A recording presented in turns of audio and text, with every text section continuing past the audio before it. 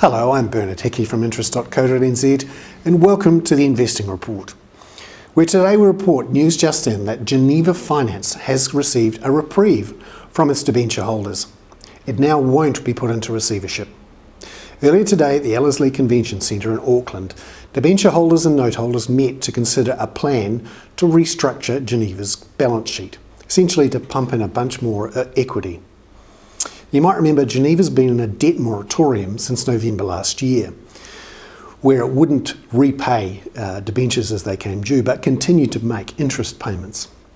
Now it pledged then to cut costs, to build up its cash pile, and to look for new investors. Now it built up its cash pile and it did cut costs, but it couldn't find a new investor, and has instead come back to its debenture holders and its note holders and said, we need an equity injection, so could you just swap 15% or so of your debentures for shares in Geneva, which will be traded on the NZ Stock Exchange?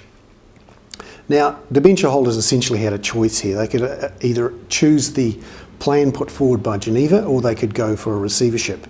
An independent report said that if they stuck with the Geneva plan, investors would get back about $1.15 for every dollar they'd put in over the next 4.5 years, whereas a receivership, they'd get back around 90 cents in every dollar over just 3 years. Another option that wasn't mentioned at the meeting was the potential immediate sale of the loan book for Geneva to Bluestone Group, and in return debenture holders would get about 85 cents in the dollar.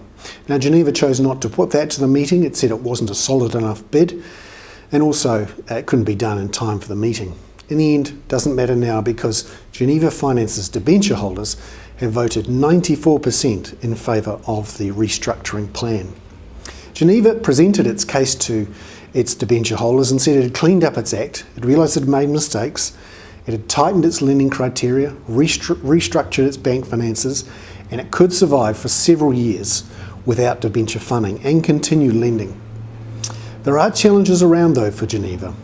The economy is slowing and the default rates on the consumer lending that it does are likely to rise, although Geneva is forecasting they'll actually fall over the next couple of years to 4% from 12% a couple of years ago. Remember, Geneva lends most of its money to people who are looking to buy couches and go on a holiday or pay for a wedding or whatever. We're talking relatively small amounts to people who can't get money from banks.